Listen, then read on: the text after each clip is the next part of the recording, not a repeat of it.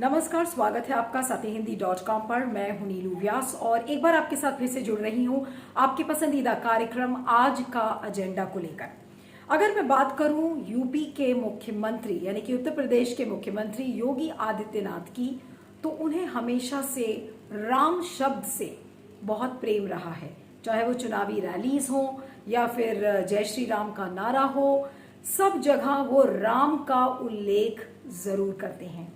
और उसी राम के शब्द को कल इलाहाबाद हाईकोर्ट ने अपनी एक तीखी टिप्पणी में कहा कि उत्तर प्रदेश, जो कि योगी आदित्यनाथ कहते हैं कि उत्तम प्रदेश है, वहां पर इस समय स्वास्थ्य सेवाएं, खासकर जो छोटे शहर हैं और जो ग्रामीण इलाके हैं, वो सब कुछ राम भरोसे चल रहा है। जी हाँ, इस राम के शब्द का उल्लेख मैंने इसलिए किया क्योंकि जो स्वास्थ्य व्यवस्थाएं हैं उत्तर प्रदेश में, ऐसा लग रहा है कि योगी आदित्यनाथ ने वाकई में सारी जो स्वास्थ्य की सेवाएं हैं, जो मेडिकल फैसिलिटीज हैं, चाहे वो इंफ्रास्ट्रक्चर हो या किसी भी चीज को आप ले लीजिए, वो सब राम के नाम पर छोड़ दिया है कि भगवान राम ही सबका कल्याण करेंगे।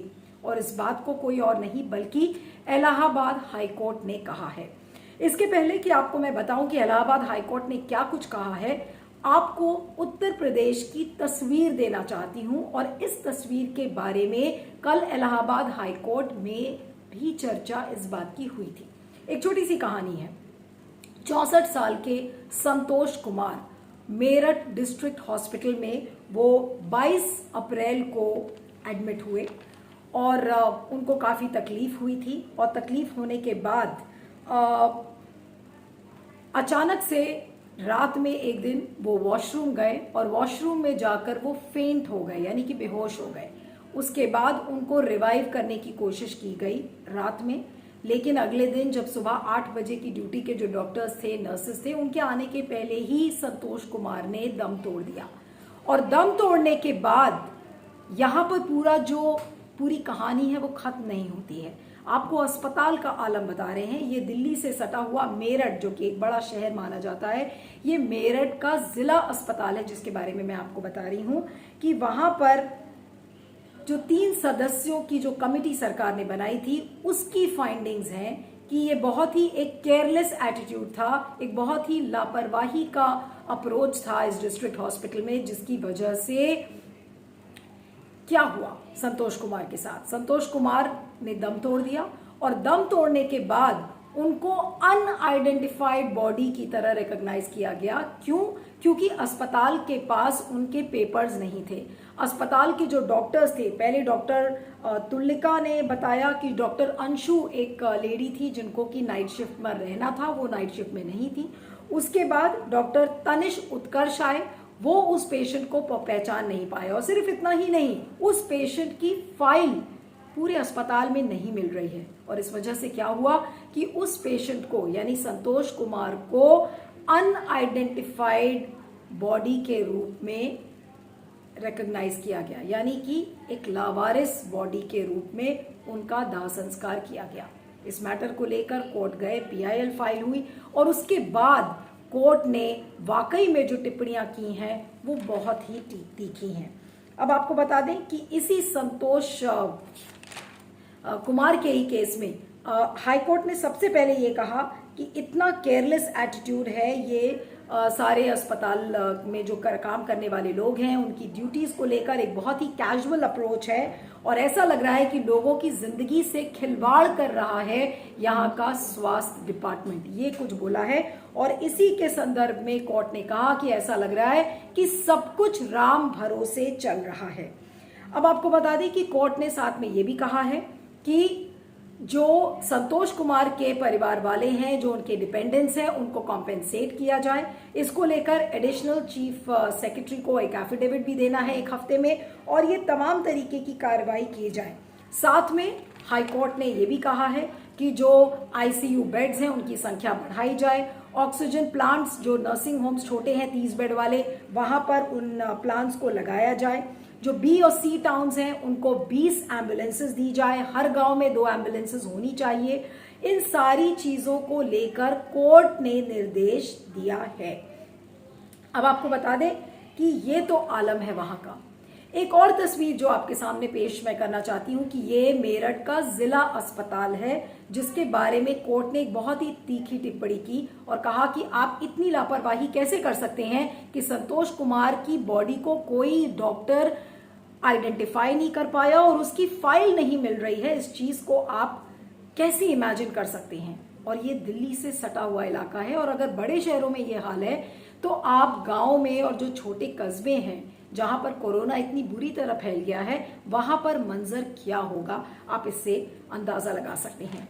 एक और वाकया जिसकी कोर्ट ने इस पीआईएल में इसका उल्लेख नहीं किया, लेकिन ये जो स्टोरी है ये हर जगह लोगों को बताई जा रही है और इसके बारे में काफ़ी कुछ लिखा गया है कि यूपी का ही जो मेवला एरिया है वहाँ पर एक गोपालगढ़ नाम का एक गांव है, वहाँ पर अस्पतालों की सुविधा नहीं है, इसलिए गांव के एंट्रेंस पर ही बहुत सारे कोविड पेशेंट्स को खाट दे दी गई है और वो एक बड़ा सा नीम का पेड़ है, उसके नीचे वो लेटे हुए हैं और जो ग्लूकोज की ड्रिप्स हैं, यानी कि जो ग्लूकोज की बॉटल्स जिससे ड्रिप चढ़ाई जाती है, उन ग्लूकोज की बॉटल्स को नीम के पेड़ से बांध दिया गया है। ये हालत है और इस स्टोरी के बारे में इंटरनेशनल मीडिया लिख रहा है और अपने नेशनल मीडिया ने भी, खासकर जो डिजिटल प्लेटफॉर्म्स हैं, उन्होंने इसके बारे में काफ़ी कुछ लिखा है कि किस तरीके से गांव वाले, एक तो बहुत सारे मिथ्स और सस्पिशंस उनके मन में होते हैं। उनको ये लगता है कि पेड़ के नीचे सोएंगे तो उनकी ऑक्सीजन लेवल्स इंप्रूव कर जाएंगी, लेकिन बात यह है कि आज उस गांव में स्वास्थ्य सेवाएं बिल्कुल चरमरा गई हैं और ये जितने भी बुजुर्ग हैं वहां पर दिन भर नीम के पेड़ के नीचे लेटते हैं और रात को फिर वो अपने वापस घर चले जाते हैं, लेकिन उनके मन में ये डर रहता है कि वो अपने घर वालों को भी संक्रमित कर देंगे। तो इन तमाम तरीके की चीज़ें आज यूपी में सामने दिख रही हैं।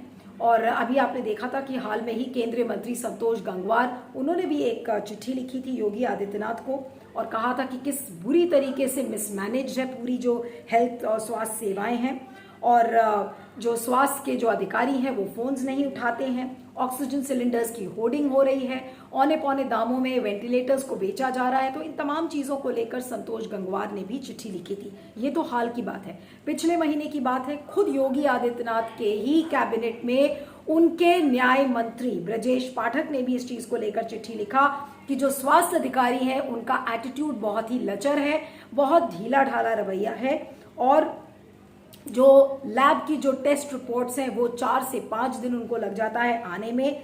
तो इन तमाम तरीके के इंतजामों के बीच में इस समय यूपी की जो स्वास्थ्य व्यवस्थाएं हैं वो वाकई में राम भरोसे हैं और जिस बात को कोर्ट ने कहा कि वाकई में ये चीजें राम भरोसे चल रही हैं, ये इसका जीता जागता एक प्रूफ है। देखिए, कोर्ट तो जितनी भी चीजें देखती है वो सारी चीजें डॉक्यूमेंट्स के ऊपर बेस्ड होती हैं। हाई कोर्ट आप जानते हैं ये कोर्ट ऑफ रिकॉर्ड है, तो सरकार ने जितनी चीजें डॉक्यूमेंट के रूप में प्रस्तुत करी वहाँ पे, और कोर्ट ने इससे पहले की जो हियरिंग हुई थी उसमें भी कोर्ट ने आपने देखा होगा, सुना होगा, कोर्ट ने डायरेक्टली फोन करके पूछ लिया कि कितने बेड अवेलेबल है। तो जो डॉक्यूमेंट्स थे उससे भिन्नता थी दोनों में। इस वजह से कोर्ट और सशंकित हुई कि ये लगातार गवर्नमेंट जो पिक्चर पोर्ट्रे कर रही है कि सब कुछ ठीक है, कुछ भी गड़बड़ नहीं हुआ है, वो सही नहीं है। अब उन्होंने जब जुडिशियल ऑफिसर्स को भी फ्रंट लाइन पे लगाया और क्योंकि जुडिशियल ऑफिसर्स सीधे हाईकोर्ट के द्वारा गवर्न होते हैं और जब मौके की स्थितियां उनको दी जा रही हैं तो वो स्थिति बहुत बेहद खराब है। जितना पोर्ट्रे किया जा रहा है, जिस तरीके से प्रस्तुत करते हैं लोग कि बिल्कुल सब कुछ ठीक है, कोई दिक्कत नहीं है, ऐसा है नहीं। और जो पंचायत चुनाव हुए, जो इससे पहले के ऑर्डर्स थे, उसमें भी स्पेसिफिकली उन्होंने ये बात कही थी कि पंचायत चुनाव आपने किस बिना पर कराए या कैसे कराए। जो पंचायत चुनाव हुए उसमें लोग गांव तक गए क्योंकि गांव के ही चुनाव थे ये बेसिकली। तो जो शहर के लोग थे, जो शहर से ऑफिसर्स थे या टीचर्स थे या और गवर्नमेंट ऑफिसर्स थे जिन लोगों को भेजा गया वहां पे, उन लोगों ने वहां पे वो कितने लोग असिम्प्टोमेटिक रहे होंगे या कैसे कैसे वहां तक ट्रांसमिशन हुआ, जो अभी तक लोग कह रहे थे कि गांव में नहीं ट्रांसमिशन हुआ। तो गांव में तो बहुत बुरा हाल है। और अगर जो हाईकोर्ट की टिप्पणी है बिल्कुल ठीक है, अगर अभी भी नहीं चेतेंगे तो जो 3rd वेव और 4th वेव की हम लोग बातें करते हैं उससे हम लोग अब बुरे हाल में जाएंगे।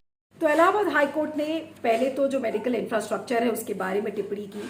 उसके बाद उन्होंने कहा कि उत्तर प्रदेश अपने ही राज्य में वैक्सीन क्यों नहीं बना रहा है, इसको लेकर भी इलाहाबाद हाई कोर्ट की जो ये बेंच है, जस्टिस सिद्धार्थ वर्मा और जस्टिस अजीत कुमार, इन्होंने इस बात को लेकर कहा कि why is the state not trying to make vaccine on a large scale. इस बात को इस बेंच ने उठाया। साथ में ये भी कहा कि जो मेडिकल इंफ्रास्ट्रक्चर है, यानी कि जो स्वास्थ्य सेवाएं हैं, वो कितनी डेलिकेट हैं, कितनी फ्रेजाइल हैं और बिल्कुल एक लॉन्ग टर्म के हिसाब से उसकी प्लानिंग नहीं हुई है। और साथ में ये भी कहा है कि तीसरी वेव आ सकती है, इसलिए आप अपनी टेस्टिंग को बढ़ाइए। इन सारी बातों को लेकर इलाहाबाद हाई कोर्ट ने लिखा है। और ये भी कहा है, शहरों का नाम ले लेकर कहा है कि जहां पर आपको वाकई में फैसिलिटीज को इम्प्रूव करना है, इनमें कुछ शहर हैं जैसे प्रयागराज, आगरा, मेरठ, कानपुर, गोरखपुर, और आपको 4 महीने के अंदर ये सारी चीजें दुरुस्त करनी है। इस बात को हाई कोर्ट ने कहा है। और आपको मैंने पहले ही बताया कि जो बीओसी टाउन्स हैं वहां पर एम्बुलेंसेस बढ़ाने की बात कही है, ऑक्सीजन प्लांट्स को लगाने की बात कही गई है। तो ये सारी बातें कोर्ट ने तो कह दी हैं, यानी कि वाकई में चीजें बहुत खराब हैं। लेकिन अगर योगी आदित्यनाथ की हम बात करें तो योगी आदित्यनाथ ने अभी 3 दिन पहले, ज्यादा दिन नहीं बीता है, 3 दिन पहले उन्होंने क्या कहा है? उन्होंने कहा है कि बिल्कुल सिचुएशन जो उत्तर प्रदेश में है वो चिंताजनक नहीं है, चीजें आउट ऑफ कंट्रोल नहीं है और उत्तर प्रदेश पूरी तरह से तैयार है।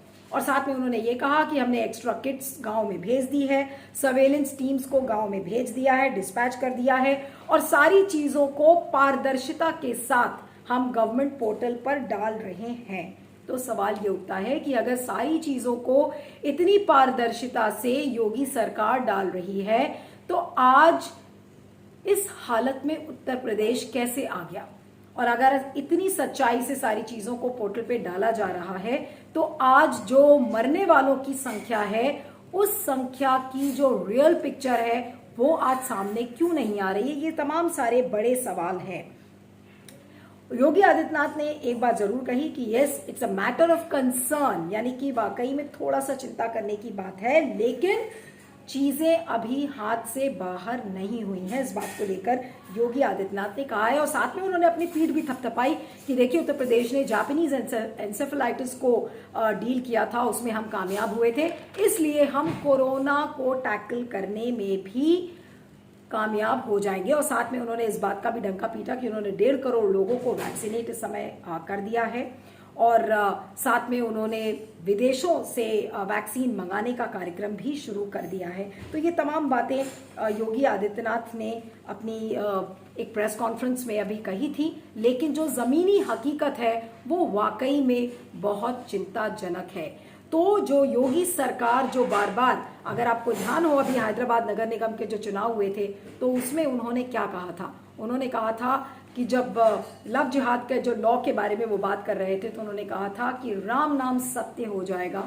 तो वाकई में इस समय उत्तर प्रदेश में कितने सारे लोगों का राम नाम सत्य हो रहा है, क्योंकि मोदी जी भगवान राम की प्रॉमिस को पूरा नहीं कर पाए। जैसे भगवान राम ने एक सतयुग में लोगों को आश्वासन दिया था, लोगों को भरोसा दिलाया था, लोगों को भरोसा था भगवान राम में, उस तरीके का कोई भी आश्वासन मोदी जी नहीं दे पा रहे हैं, हालांकि योगी जी नहीं दे पा रहे। हालांकि योगी आदित्यनाथ के सपने बहुत हैं।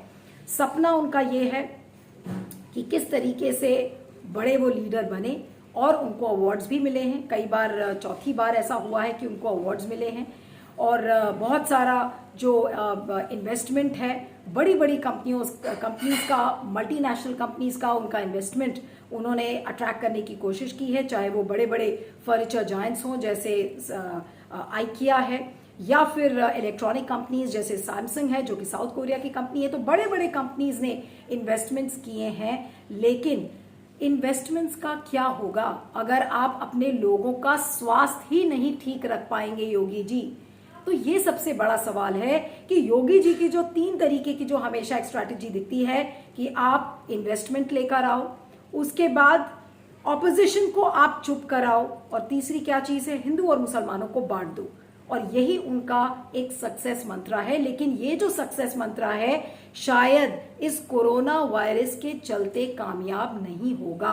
और अगर योगी जी ने कोई सबक जल्दी नहीं लिया तो इसी कोरोना वायरस के चलते योगी जी का इजेक्ट बटन दब सकता है। यानी कि लोग अगर इजेक्ट बटन दबा देंगे तो योगी जी अपने सिंहासन से हिल जाएंगे और मुख्यमंत्री के पद पर वो शायद दोबारा नहीं बैठ सकेंगे। इसलिए बहुत सारे सबक कोरोना वायरस ने सिर्फ योगी आदित्यनाथ को ही नहीं बल्कि बहुत सारे लीडर्स को इस समय सिखाया है। लेकिन आपको बता दें कि योगी आदित्यनाथ की अगर मैं बात करूं, क्योंकि सब कुछ यूपी में राम भरोसे चल रहा है और सिर्फ मैं ही नहीं कह रही हूं, ये इलाहाबाद हाईकोर्ट ने भी कहा है, तो अभी भी जो योगी जी का आलम है वो यही है कि अगर कोई भी व्यक्ति अगर ऑक्सीजन की कमी की वजह से या बेड की कमी को उजागर करने की कोशिश करता है तो उसके खिलाफ नेशनल सिक्योरिटी के लॉज लगा दिए जाते हैं। अभी ये 15 मई की ही खबर है जो ब्लूमबर्ग पे छपी है कि अनुज अवस्थी नाम के एक लोकल रिपोर्टर थे जिन्होंने कॉन्वेज टाइम्स के लिए वो काम करते थे। उन्होंने कहा कि उनके पास एक स्कूप है क्योंकि उनकी शहर यानी कि रायबरेली की जो ऑक्सीजन सप्लाईज हैं वो किसी दूसरे शहर में भेजी जा रही है। तो क्या किया, अनुज अवस्थी के खिलाफ जो उन्होंने फेसबुक पोस्ट लिखी थी उसको डिलीट करने के लिए बोला, उनके खिलाफ केस किया और उनके खिलाफ कार्रवाई शुरू कर दी। हालांकि सरकार ने बाद में इस चीज को डिनाई किया। यानी कि जो पूरी स्ट्रैटेजी है कि अगर जो आपकी आलोचना कर रहा है या जो सच्चाई दिखाने की कोशिश कर रहा है आप उसे चुप करा देंगे।